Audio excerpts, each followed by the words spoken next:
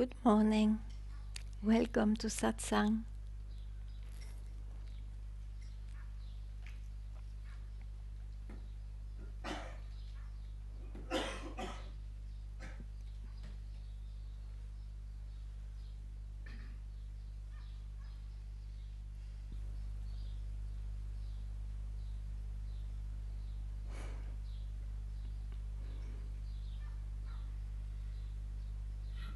It's difficult to bring any subject when the brain is fried.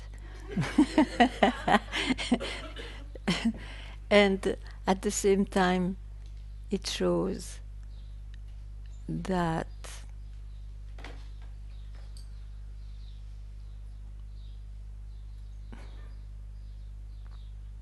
the essential, the essence, is here regardless of a preoccupation of the mind or not.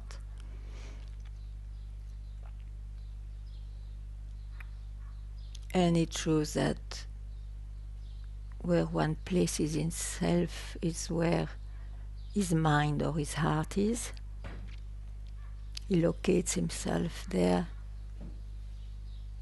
So good to know where you locate yourself, no problem with that, but know that it's a location, so you always speak of yourself as somebody. Otherwise, what to say?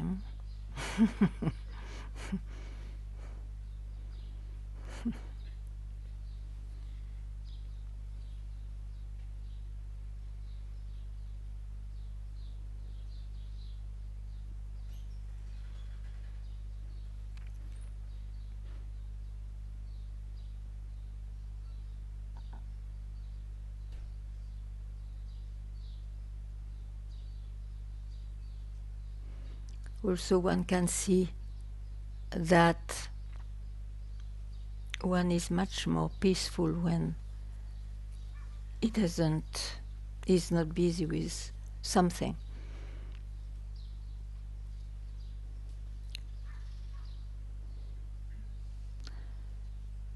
And the belief to trust, to believe that something will give you peace or a rest, that is the problem, because that something may not be there all the time.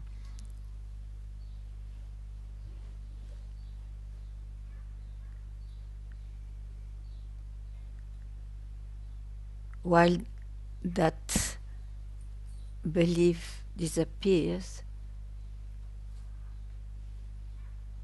then you remain where you always have been.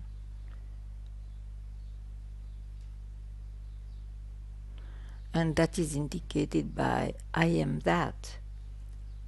I am that.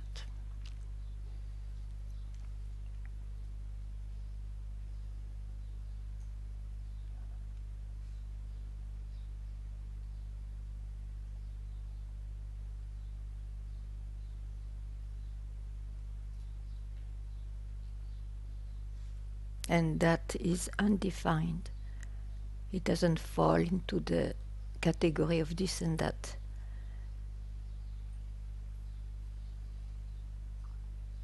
It remains undefined.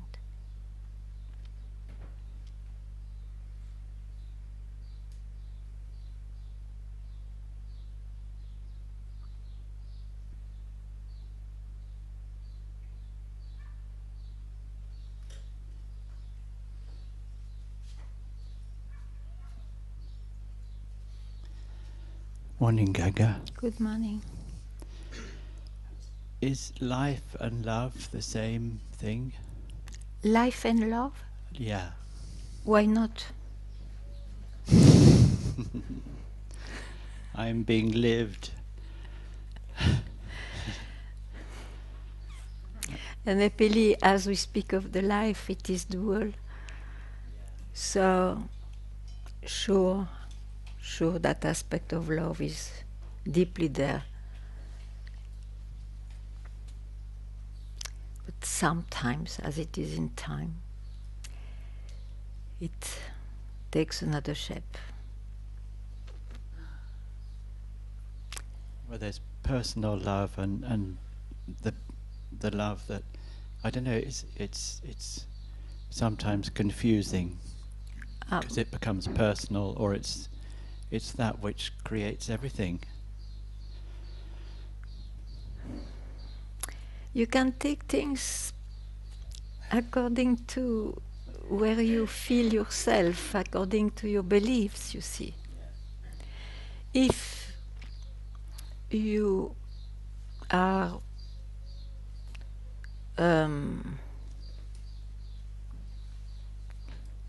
clearly the essence of things,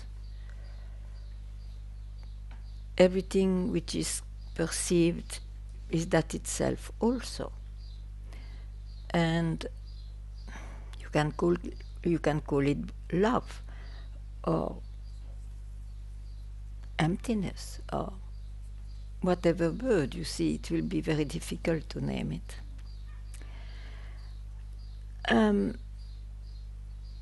Now, of course,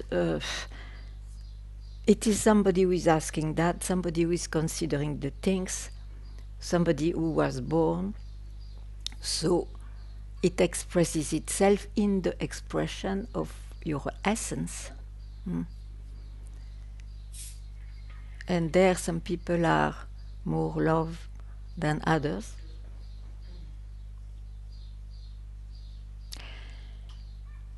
Of course, the love obliges, or no, the quality of the love is what is not to create, or let's say to create less separation.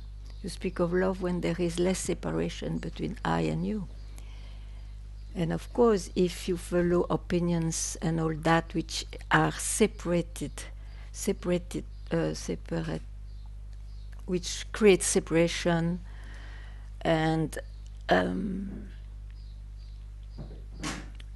so you are no more in love.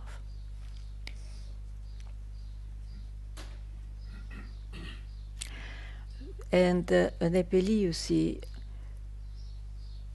the human being is often based on some convictions, beliefs, and so on. So already from the beginning, it will create differences. And that's why one can suffer from it so deeply that he's starting to search, but what is? Is there any essence? What is the meaning of all that? And then whatever is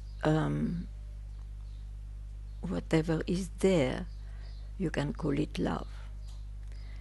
But knowing also that it is not the love you conceive or you have known before.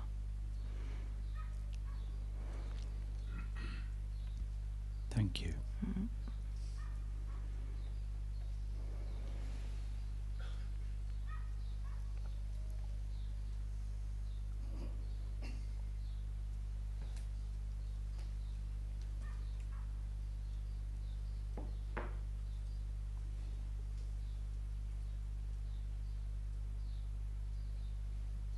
You see, the thinking power itself has a power because it can define and separate and all that. Now, in that thinking power, it can also create a unity because it sees things a bit more through an experience, or even thinking vaster or something, more including. But it still is a thought. So it will not last, or it lasts and disappears and comes back. And so there is a flaw there, you see. So to be freed from this tyranny of thinking, it is indicated, know yourself. Know yourself before something rises, before a thought rises, a sense rises, or a feeling. And that's what you are. You are not a person here, but that's what is.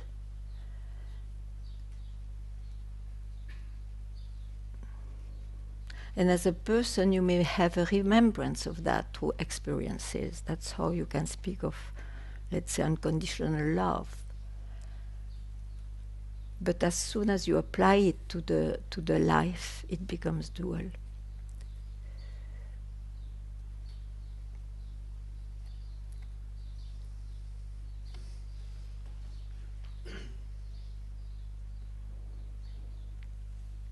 That's why often the wise, they were not sharing so much the life.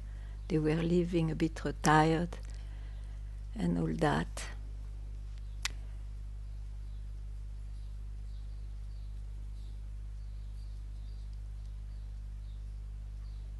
But it should not, the realization of what is should not depend on a condition.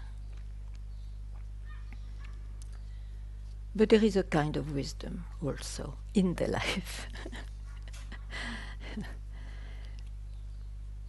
And here some wise insisted more on action and some on non-action. And some on non-action.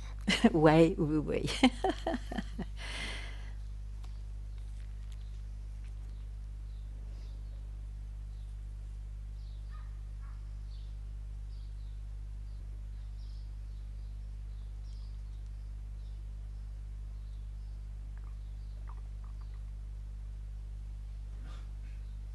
But you see, it's really an intuition in the human, because all humans, they want love. All the humans, all what lives wants love. So, what, as I said, what means love is an experience of non-separation. And so it's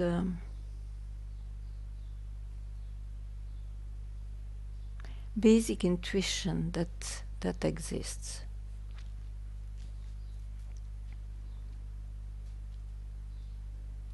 The mistake is to think that you will find that in the world. You can find it sometimes, but it then depends on the times.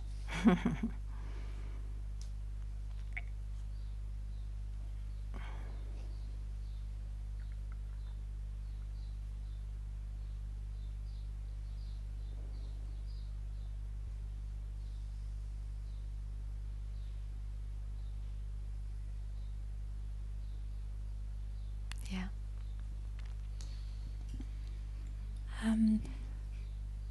To take a glimpse for it is a trap. Something like this, no? Like if you take a glimpse, if you confuse a glimpse for it, it's like... You know, you speak of glimpse when you are in your mind. At the moment of glimpse, there was no mind. Okay? So what? So if you take the glimpse, yeah, so the glimpse is an interpretation. It's the mind owns something which was not of his power, but still it does. So in that way, if you are not vigilant, you will take the interpretation for it, and necessarily it is limited.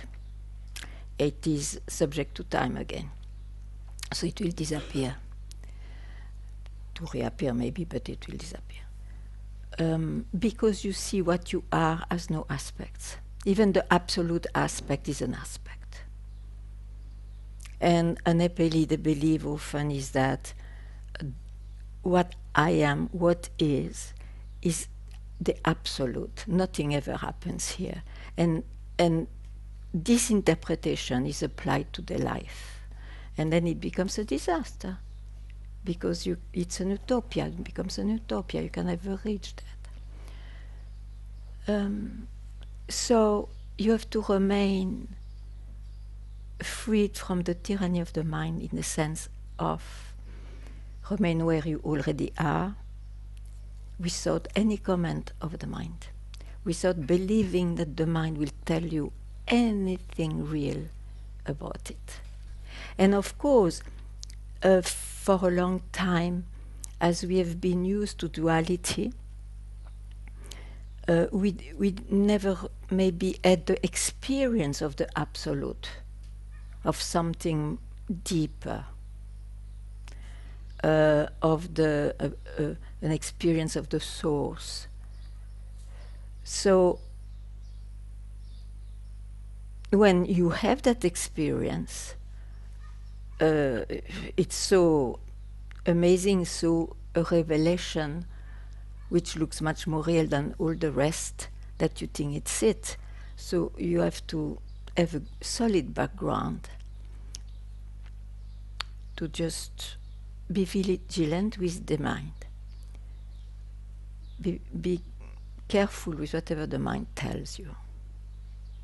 In that way, keep quiet. Don't listen to the mind, always.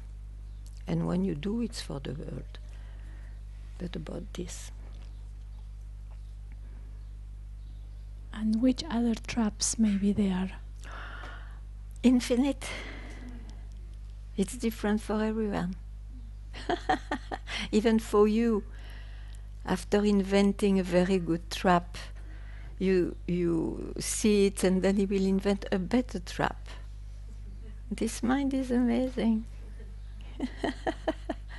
And why is amazing? Because it is that itself, which expresses itself. Yeah.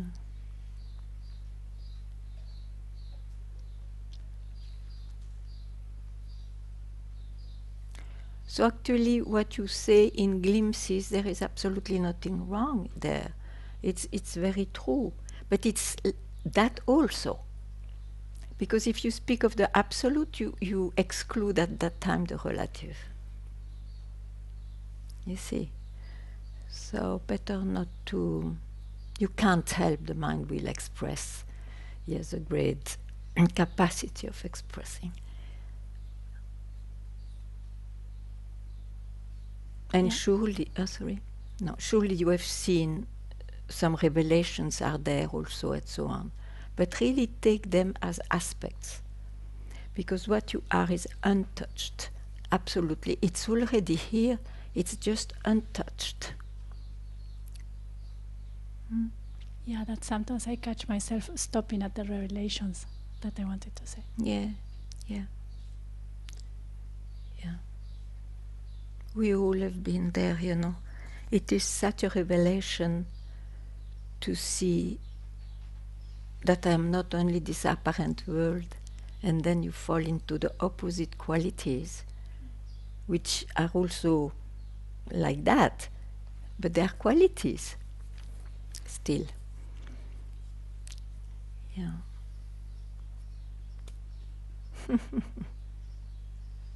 And the proof, if you believe a revelation is more real than another, especially about the absolute and all that, suddenly you call it a glimpse because it's not always there.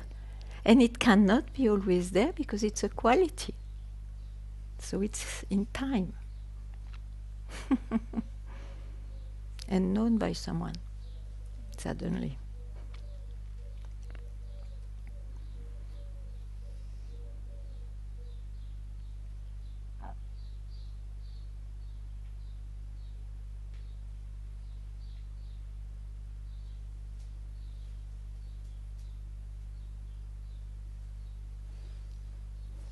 And yet, you know, Papaji was known as the giver of glimpses because he had such a presence, probably, and whatever he was.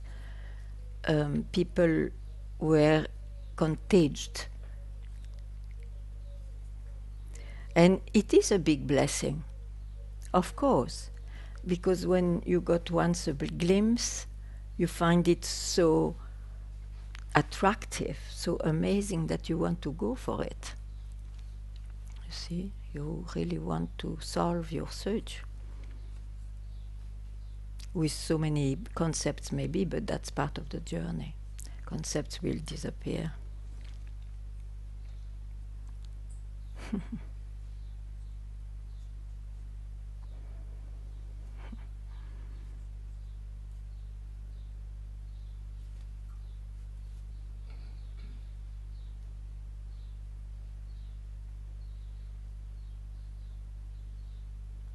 That's why in books or in testimonies you will hear the mind speaking of it.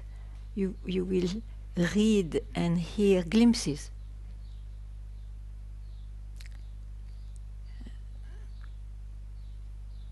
It cannot be beyond that, because whatever is expressed is already a step too late, too much.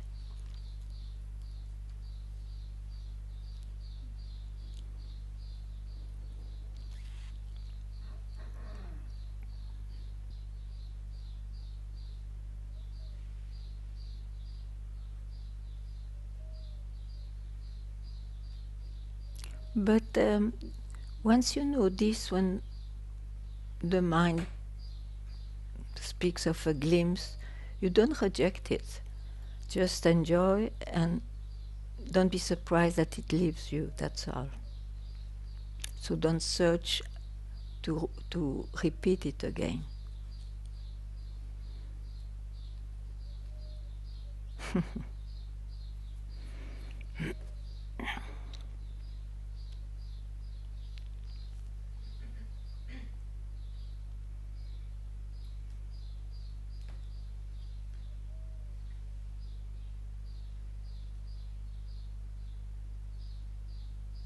You can never, really, you can never say anything meaningful about it.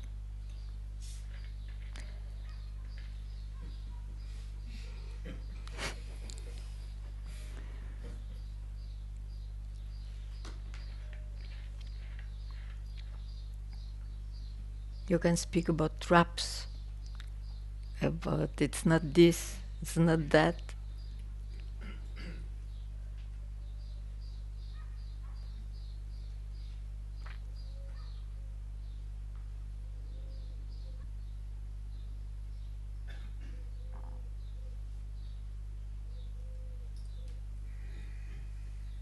Hello.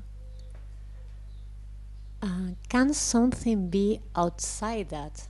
When we are saying it's not that, are No. the traps still even part of that? Sure. We call it trap when we search for what's real. Otherwise, it's just the expression in the apparent world. And what is the apparent world is what you are, expressing itself, creating itself.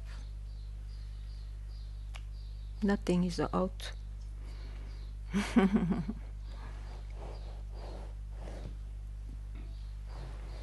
It's no more a trap once you know what it is, you know.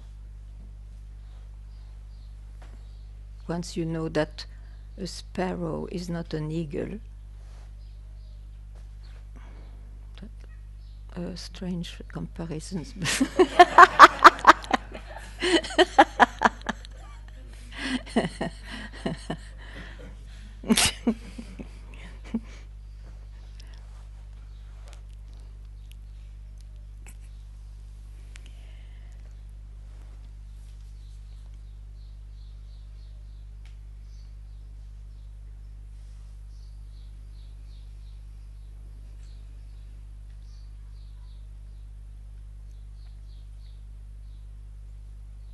That's why you see, you don't need to be ready.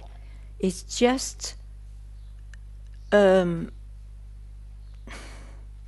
what I will say is also relative, because some people speak also differently about that.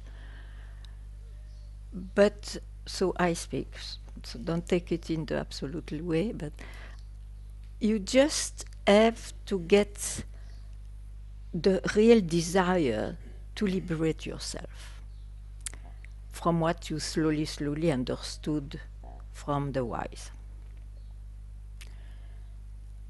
And that can be just now, when you are unfinished with this and that. You see, it becomes essential, whatever state of life or mind you have.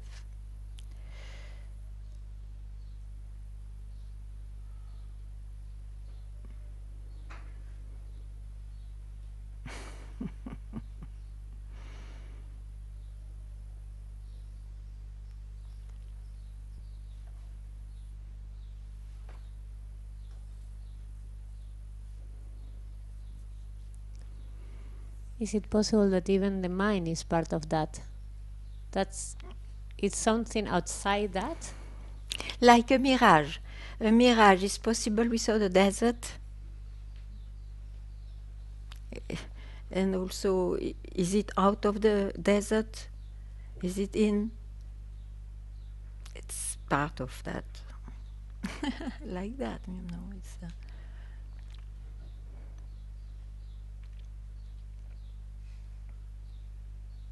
if you, as long as you speak of in and out, it's the mind which conceives. Yeah.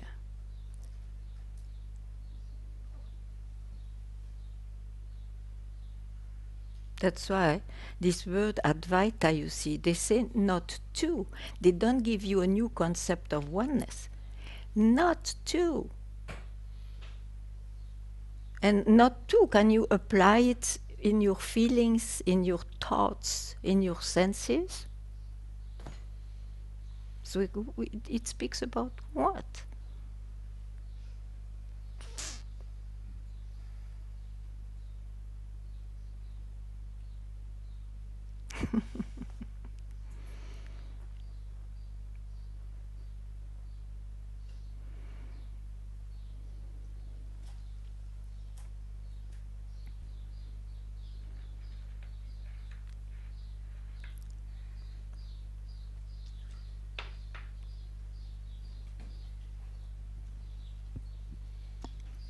Good morning. Good morning.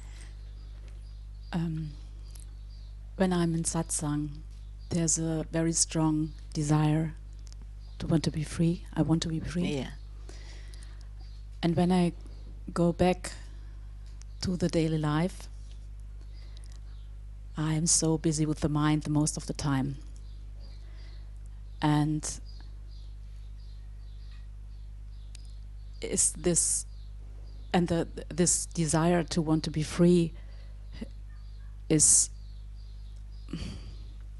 more lower than into the satsang? And is this an indication for something, or is this only the mind? All what you said is only the mind. So, I want to be free. It's beautiful, but already it enables you to see I am free. Actually, by essence, I am free. I am.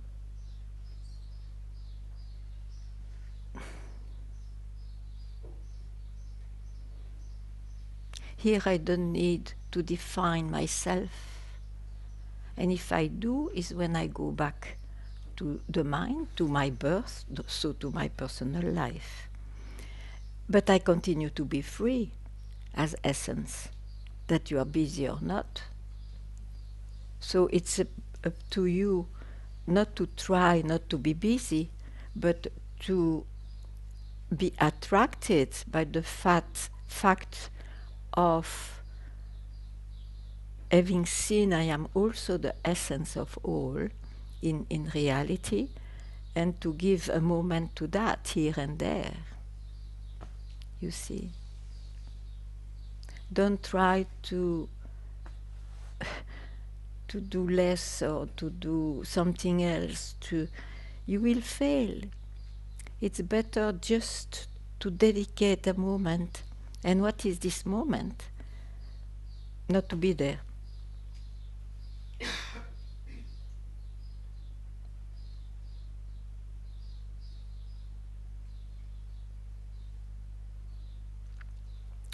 So that thought, I want to be free, is of course a blessing, but it's a thought too much, because then it applies, okay, I'm not free, which is not true. You are not free as a person, okay, but we speak about the essence.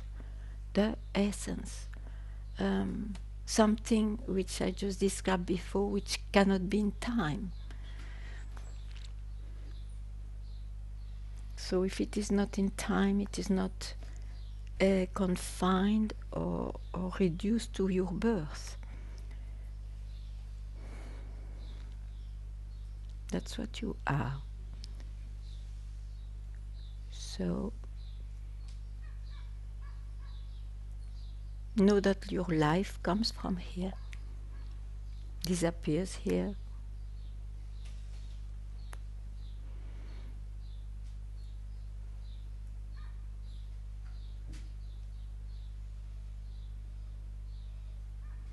So it's not something you have to reach.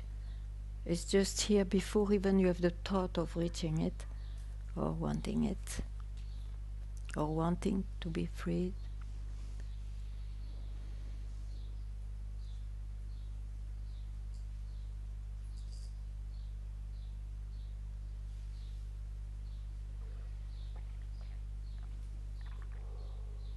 Thank you.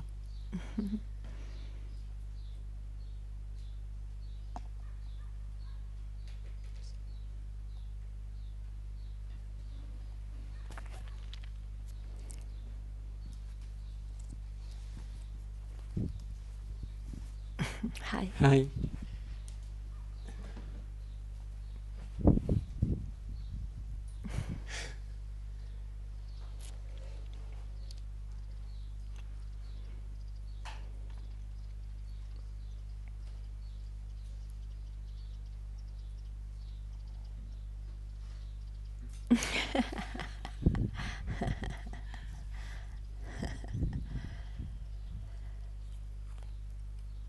Mm.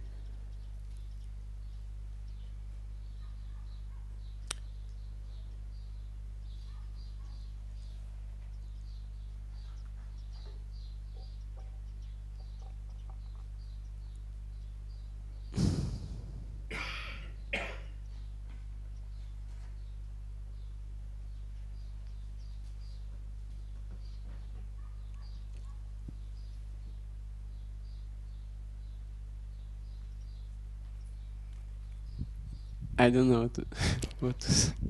What to say? You would like to say something? Only that I like.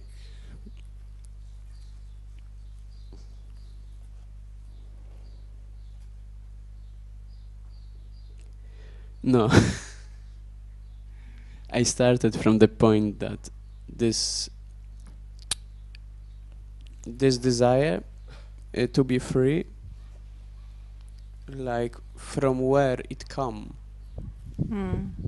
From where you are. Yes.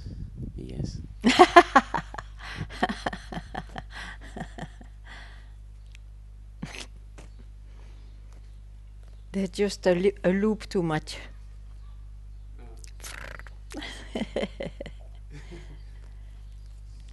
You don't need the loop.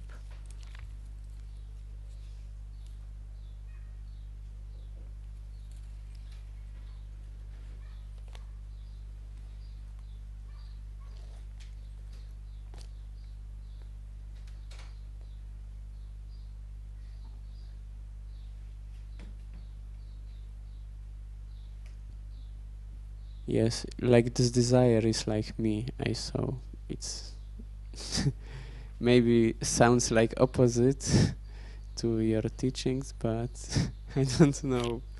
But I saw that,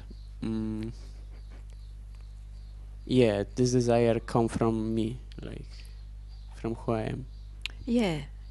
Nice to see that. Then will you pursue? Will you continue? That's the point that no, No. because there is, Yeah.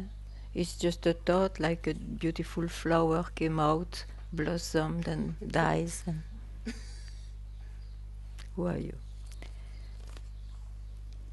If you really see that, what else? enjoy. If someone likes Just me. be. The enjoyment will be sometimes. Just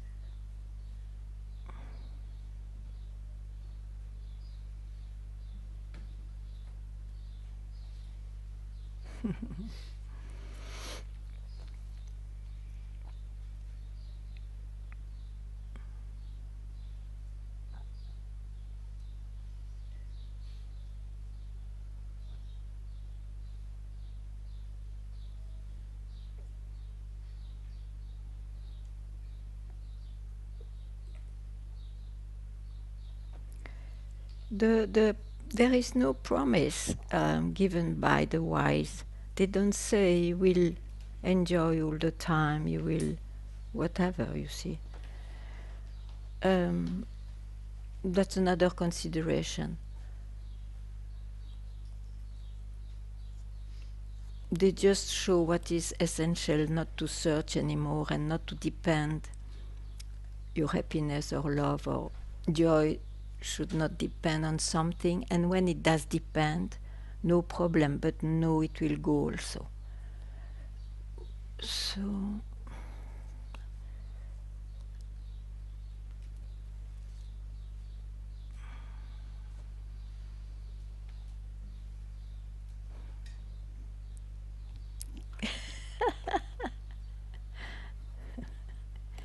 but you are in a stage of life where you can enjoy probably easier.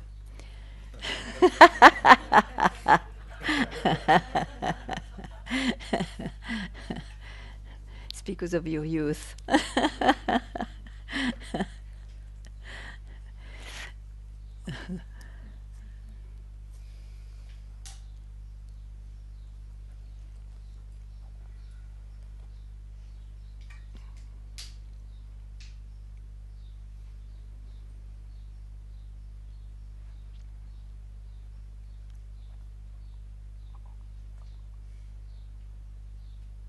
You know that Socrates, he was a Greek sage, and he was very happy to go to the market every day, very happy to deliver, to make the mind of people like that they were delivering their babies, means concept.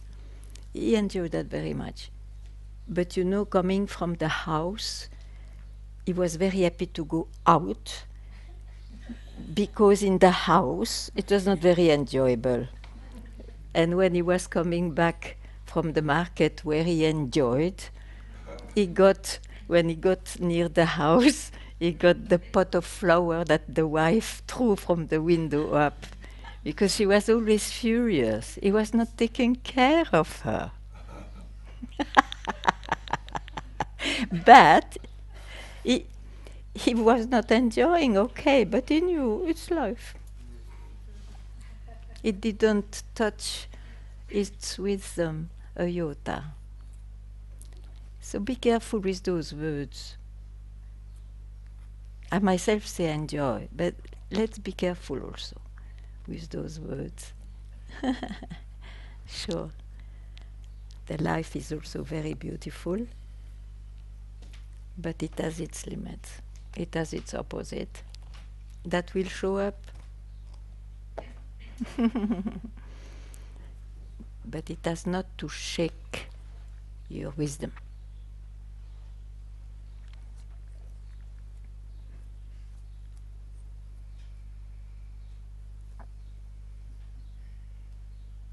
And it's your birthright at any moment to just withdraw in yourself. Can you repeat the last word? It's you withdraw. What it means?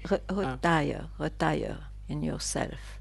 It's your birthright. At any time in the stages of life, you can give moments where you withdraw, where you retreat in yourself. Which is a way to say, because you are always yourself, but not to be busy, let's say, with its creation.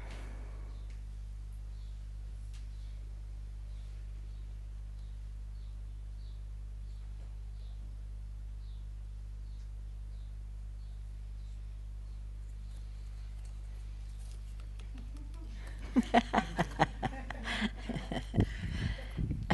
have a question. There is any way possible to keep in balance between perceiving life as a personal character and an absolute? Try. Because as soon as I try to do it, it's kind of easy just to let life just to happen. But there are moments where the life kind of in a way asking you to act. And from the moment you start to act, you kind of, there is no more balance there, because you are kind of perceiving life from the first place, kind of from the first experience. Mm. So it's kind of, you don't see life as from the third person, you see the life as the actor. So is there any way to keep it in balance of kind of to having the focus? I have in this? no idea, my dear. I don't think so personally. Okay. It's not my goal. My goal was to know myself. And the answer has never touched that, about the balance in life. I'm not balanced. My master was not a symbol of balance.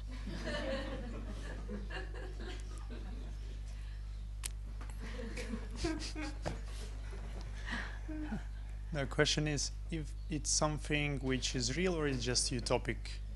It's a topic. Okay. And there you are free to choose whatever you like, you know, but it has no absolute value.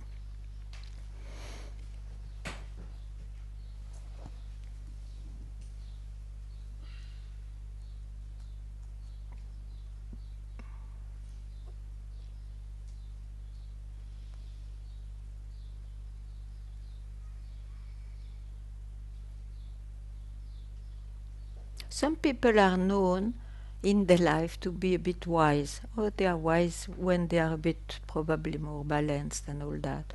But it's a quality in the life that is shared by very few.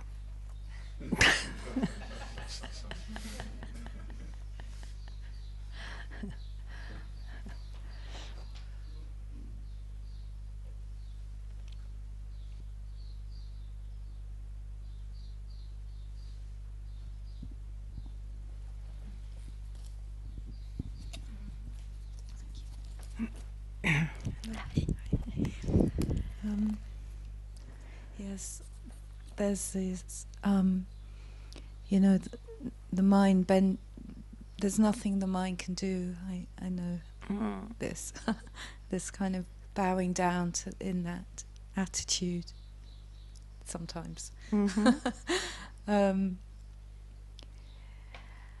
and yet, well, in this body, there's such unbearable pressure.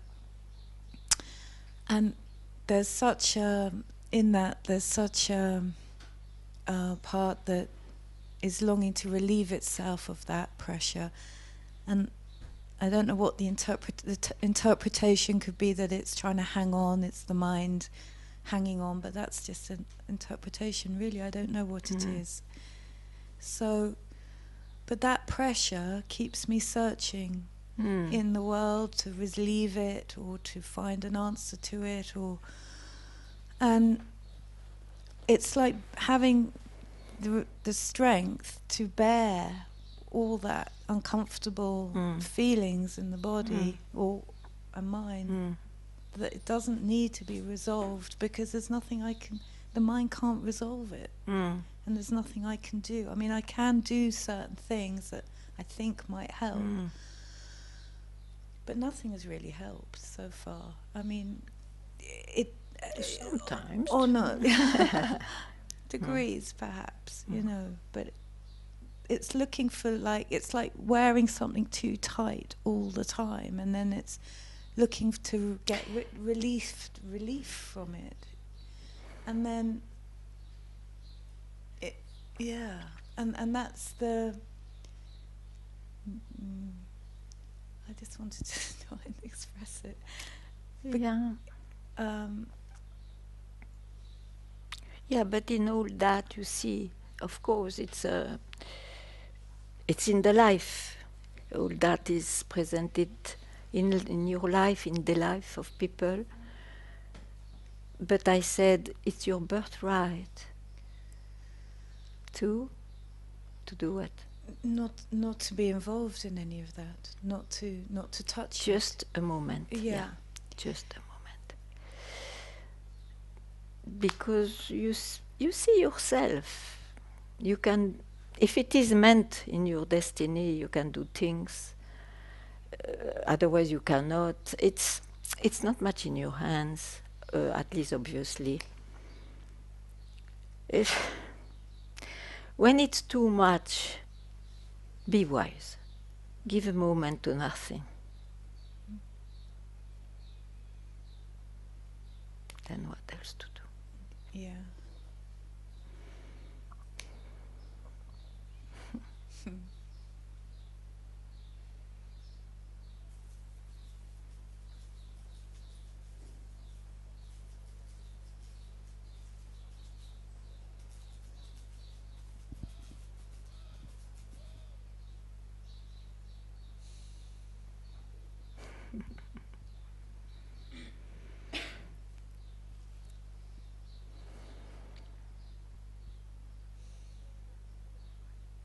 That's why there is Satsang, you see.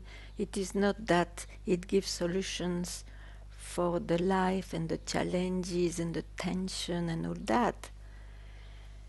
It gives another right, the birthright to see from where I arose and where I will disappear. And that is common to all.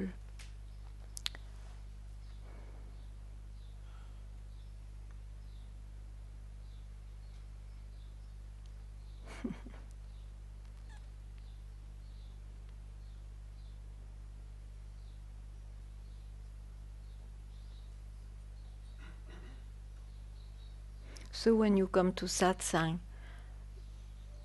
maybe don't try to find a solution in those things.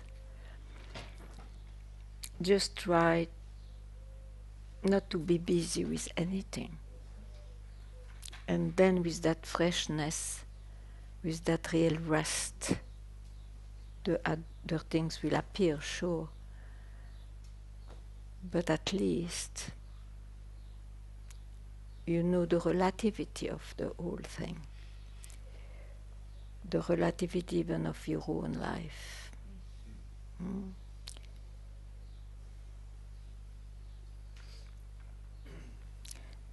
And how very less wise we can be.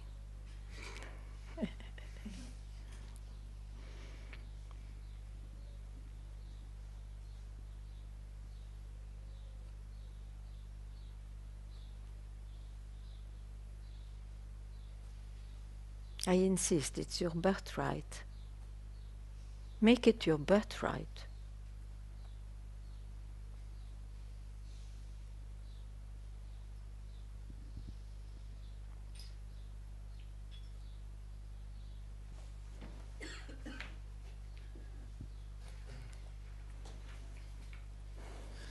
Hello. Hello.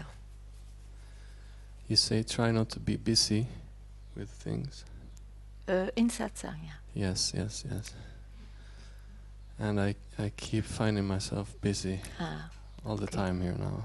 Okay, so every time you find, just stop.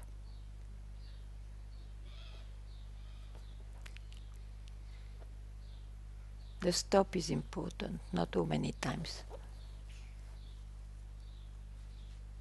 To be aware of. Oh. It just feels like I can't find this.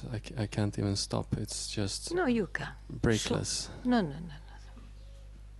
Your mind says so. No, you have stops.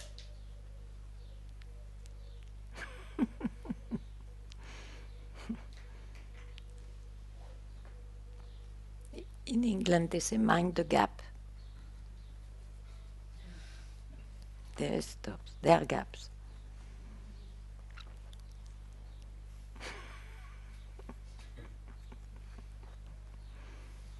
I found it the most hilarious thing when I went to the subway. I never saw that anywhere else.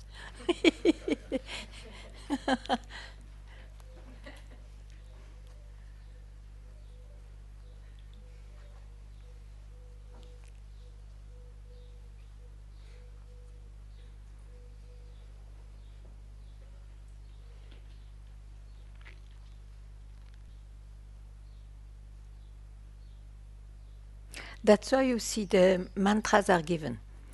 When the mind looks like too busy, because you believe your mind telling it's all the time busy. Know that. But then if it is too much, they give a word, Sanskrit word, so Sanskrit word concerned only what is not in time. Even if you don't understand, it doesn't matter much. And you try to repeat that to go less into very multiplied thoughts. So you have only one thought. And that thought is towards the source, because it's towards the no time. So that can help. And knowing that you still believe the thought of your mind telling, I am all the time busy with my mind, which is not true. It's a concept you have. Yeah? You can do both.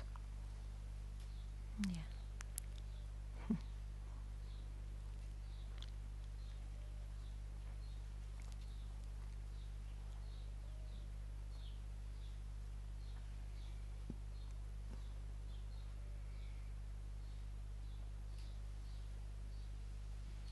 So you would have to give me this. Yeah, I will. Yes.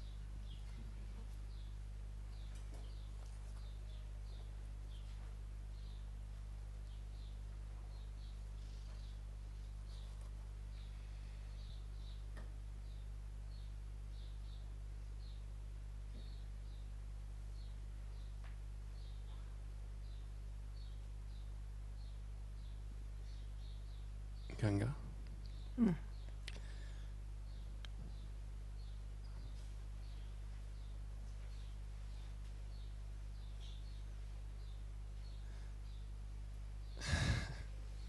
I don't know if I should say it. It's a long gap. Well, there's constantly a song playing in my head, Oh. and it's something I'm rehearsing for.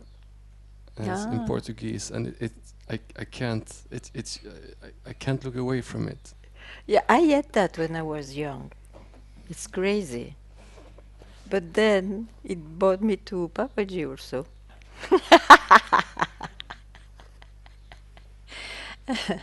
No, don't worry.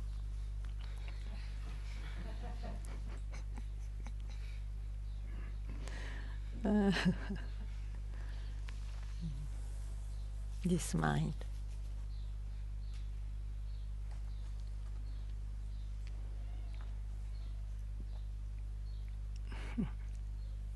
The thing is, there would be nothing wrong to repeat that song, for example.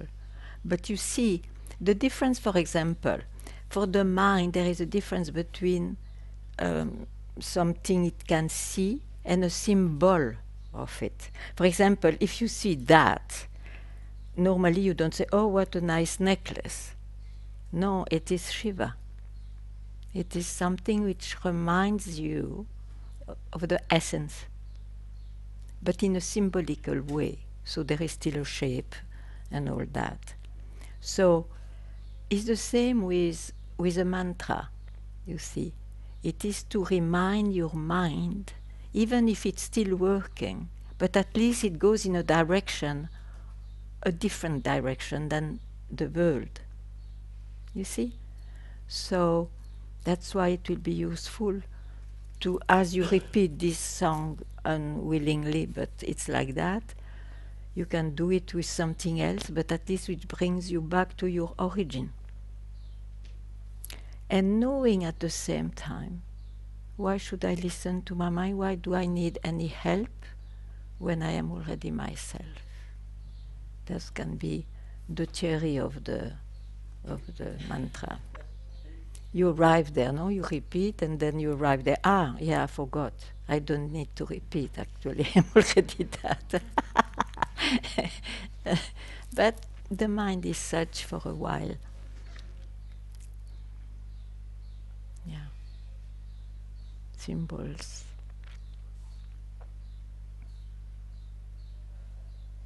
Like the gurus. The gurus are the symbol of something else, something you would like to, or you already saw you are, or you would like to be. Symbols can help tremendously. Yeah. Till you hear, but what are you doing? I'm already that. But it will not be in the scene, it will not be in the symbols even, it will not be anywhere.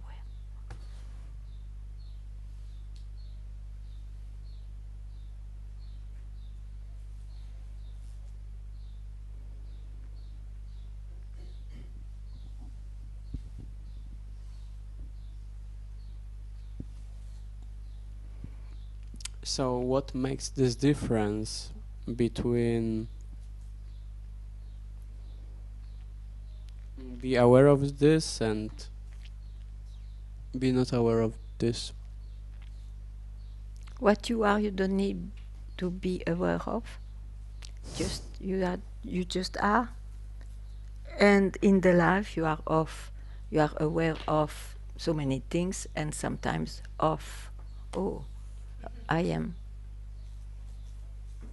But the real thing is awareness, it is not the awareness of. Huh? Yes. Yeah. Okay. Yes.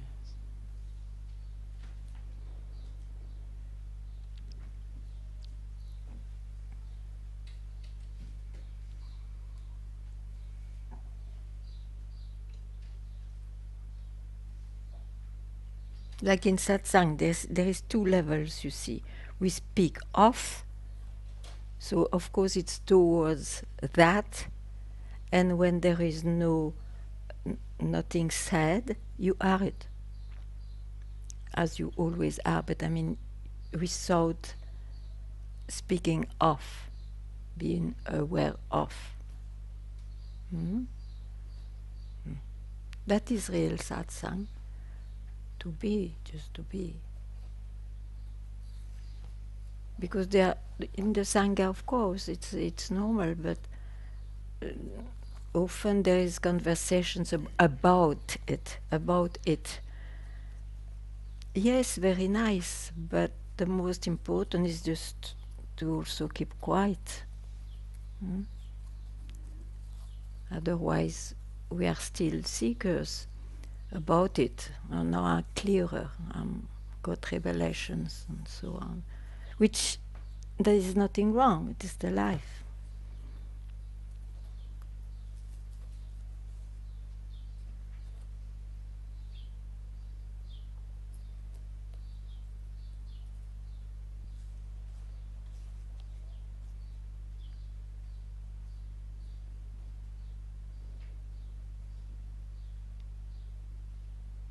That's it?